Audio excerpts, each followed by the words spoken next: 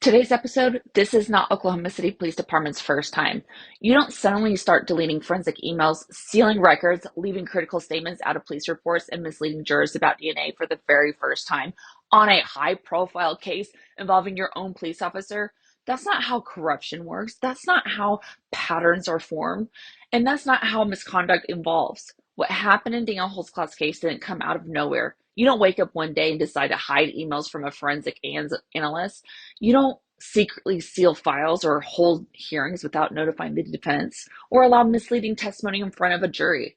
Not for the first time, and definitely not in a case where one of your own officers is under scrutiny. If they were this sloppy, this reckless, and this confident while the spotlight was on them, imagine what they've done when the spotlight was off. Daniel had support. Daniel had family willing to fight. And Daniel had researchers, forensic experts, and people willing to ask questions. Daniel had a platform. Daniel had visibility. But what about the others? What about the cases that never made the news? What about the men and women who didn't have advocates? What about the defendants whose families didn't know how to fight or how to continue to afford to fight a wrongful conviction or simply assumed the system was honest?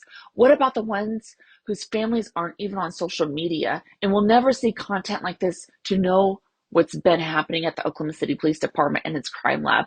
I have no doubt that Daniel's case is not an isolated incident.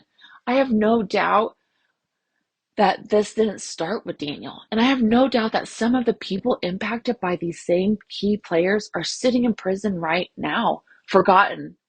Daniel's case didn't just reveal misconduct. It revealed a method. It revealed a culture that should terrify anyone who believes in fairness or justice. Patterns didn't start at Daniel's case.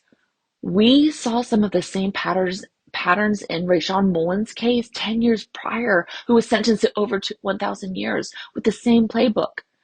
Daniel's case and same key players. Daniel's case simply exposed the Oklahoma City Police Department. And once you see it, you can't unsee it. FreeDanielHoltzclaw.com. You can go and call 1-833-OKC-TIPS for any information that you may have regarding any of the players in Daniel's case, or if you know any corruption in Oklahoma City Police Department. It's not the first time we've heard from several people, and we would like to hear more of what you have to say.